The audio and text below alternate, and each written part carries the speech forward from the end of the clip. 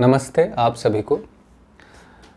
मैं आमतौर पर सोशल मीडिया के माध्यम से जो बात करता हूँ वो या तो कुछ शेरो शायरी कविता कुछ सुनने सुनाने का सिलसिला होता है, या उससे इतर जो बात होती है वो पोइट्री की ग्रामर से संबंधित कोई चर्चा हो सकती है। और पिछले लगभग 8-10 सालों से, जब से ये माध्यम वजूद में आया है, तब से उसी तरह का एक सिलसिला चल रहा है। अभी पीछे तकरीबन 1 महीने का समय हो चुका होगा, एक मित्र जो बाद में मित्र बने, उनका फ़ोन आया। मेरठ में नीरज उपाध्याय नाम के एक व्यक्ति रहते हैं। न मालूम कहाँ से उनको नंबर मिला और उनका फ़ोन आया कि वो पोइट्री की ग्रामर सीखना चाहते हैं। और सीखने के सिलसिले से याद आया कि 2 साल पहले जब कोरोना की फर्स्ट वेव आई थी, तो मेरे एक मित्र हैं शंभू शेखर, उनके आदेश पर हमने एक कार्यक्रम तैयार किया था जिसका नाम रखा था कवि हूँ मैं कविता की पाठशाला।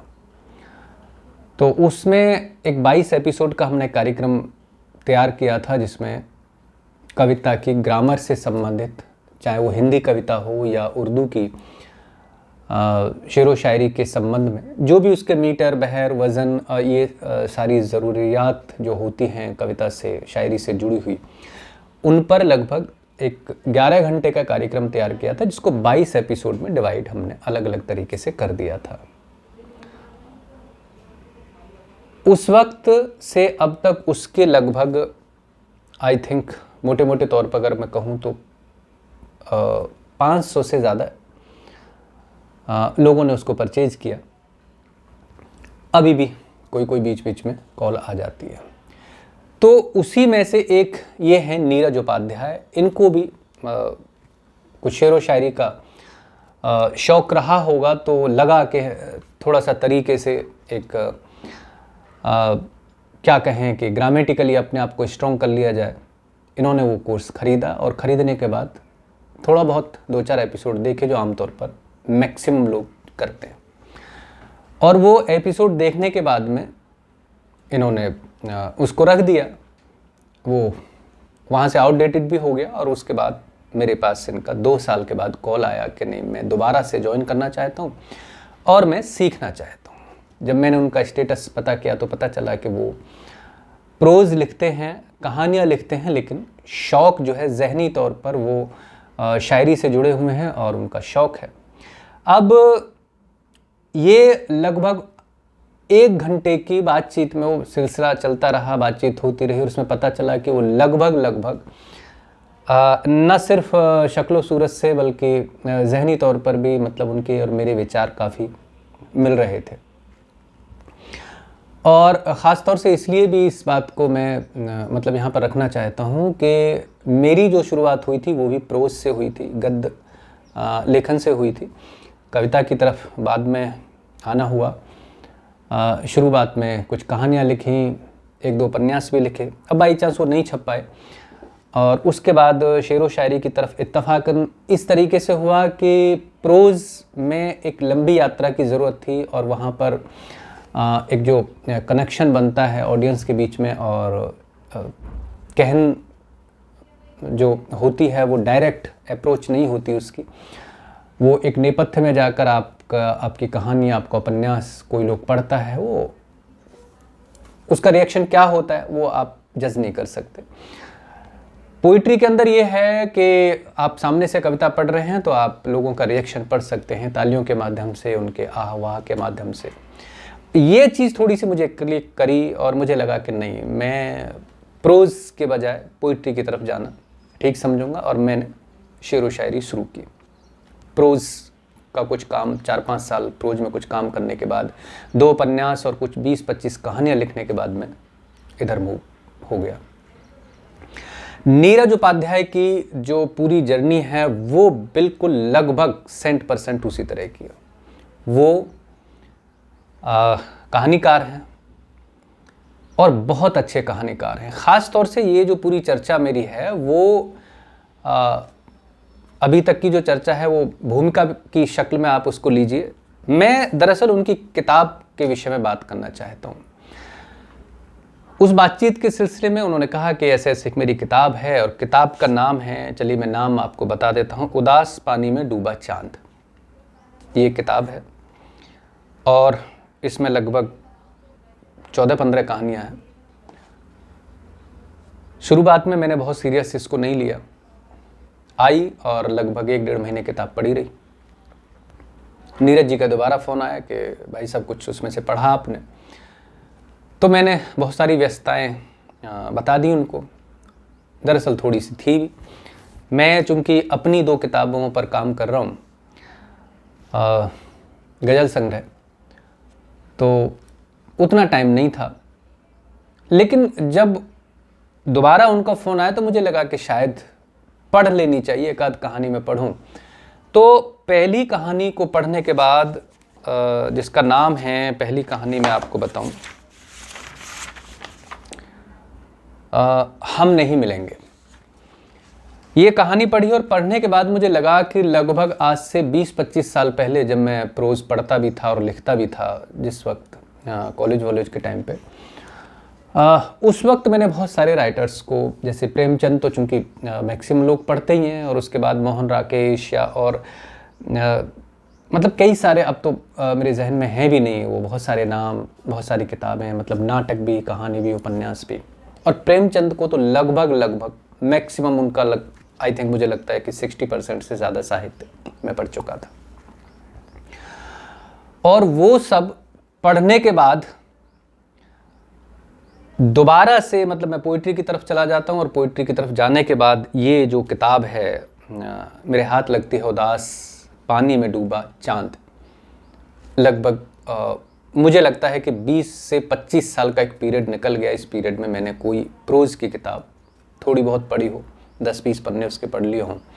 पूरी किताब पढ़ने का ना मौका लगा और ना कोई इंटरेस्ट अंदर से ऐसा है कि नहीं, एक बार एक किताब आप उठा लीजिए और उसको जब तक आप ख़त्म ना करें तब तक आपको संतुष्टि ना मिले। इस लंबे पीरियड के पश्चात एक किताब मेरे हाथ में आती है, उदास पानी में डूबा चांद। और ये किताब की मैं पहली कहानी पढ़ता हूँ और पढ़ने के बाद एक क्यूरियोसिटी, एक जिज्ञासा का जन्म होता है कि यार आज के दौर में क्या इतना संवेदनशील कोई व्यक्ति हो सकता है कि इतनी अच्छी कहानियाँ, मतलब नीरज जी की मैं किन शब्दों में तारीफ़ करूं कि बहुत खूबसूरत कहानियाँ उन्होंने गढ़ी हैं। और कहानी के जो पैरामीटर्स होते हैं, जो मापदंड हैं कहानी लिखने के, उन पर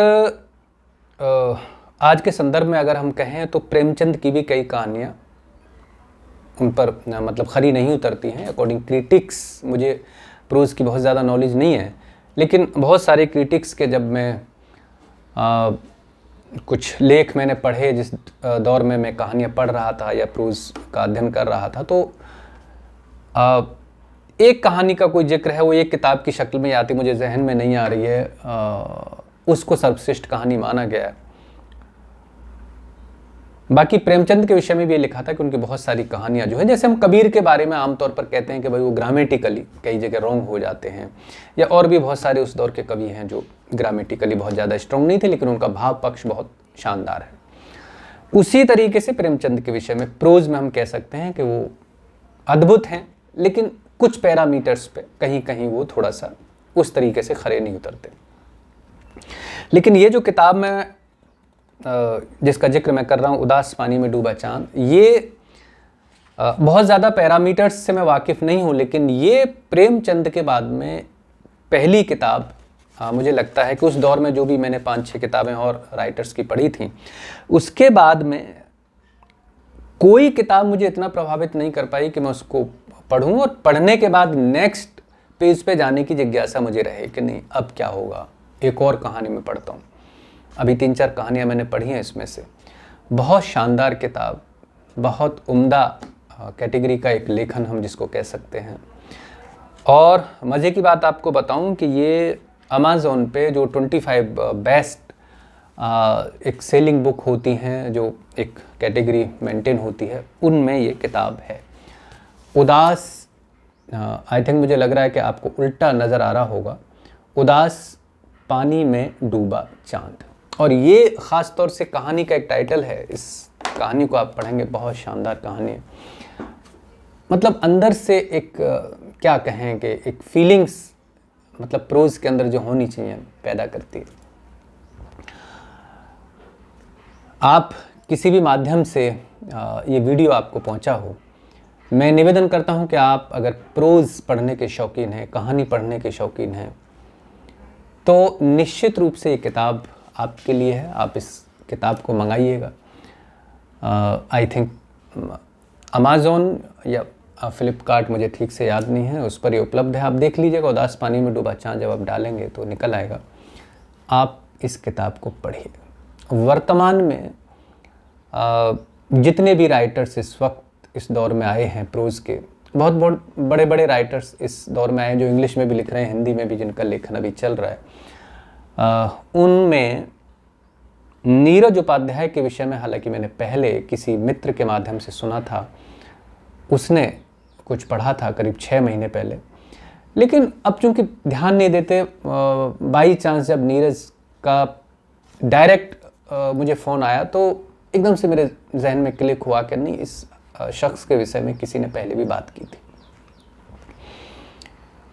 आजकल वो पोइट्री सीख रहे हैं और मुझे लगता है कि जितनी खूबसूरत उन्होंने कहानियाँ गढ़ी हैं, वो कविताएं, शेर, गज़ल इससे बेहतर गढ़ेंगे।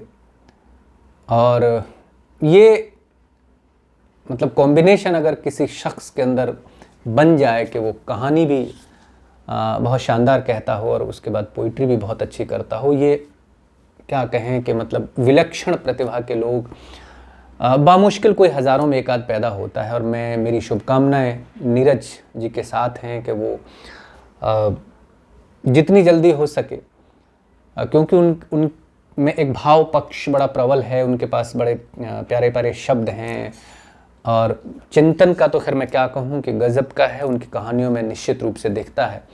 और पोइट्री के लिए जिन 3-4 चीज़ों का जिक्र मेरे जो गुरु थे, जो आमतौर पर करते थे कि भाई आपके पास शब्द होने चाहिए, आपके पास चिंतन होना चाहिए, आपके पास मनन होना चाहिए, आपके पास उसकी ग्रामर होनी चाहिए। तो मुझे लगता है कि बाकी तीनों पक्ष उनके बड़े सुदृढ़ हैं। एक ग्रामर की जहाँ तक बात है, जिसको आजकल वो सीख रहे हैं, तो निश्चित रूप से वो, मेरी उम्मीद है कि वो आने वाले समय में एक अच्छे शायर के रूप में पहचाने जाएंगे, अच्छे कवि के अच्छे लेखक के रूप में उन्होंने एक किताब के माध्यम से अपनी पहचान, ये उनकी पहली किताब है और इतनी खूबसूरत है कि वो 25 बेस्ट जो सेलिंग बुक्स हैं उनमें उसने जगह बनाई है। और ये निश्चित रूप से किसी भी लेखक के लिए बड़ी बात है। आप इसी से अंदाज़ा लगा सकते हैं कि जो राइटर है वो किस मतलब कद का राइटर है, उसने गढ़ा क्या है, उसने लिखा क्या है। तो मैं नीरज उपाध्याय जी को इस किताब के लिए शुभकामनाएं देने के साथ साथ आपसे निवेदन करता हूं कि इस किताब को पढ़िए ज़रूर। बहुत शानदार किताब। चलिए आज के लिए इतना ही। और जिस भी माध्यम पर आप मुझे सुन रहे हैं, मेरा निवेदन है आपसे कि उससे जुड़िए और आपकी प्रतिक्रियाएं किसी भी शक्ल में आप हमको दीजिएगा, ताकि हम कुछ और बेहतर तरीके से अपनी बात कह सकें। नमस्ते।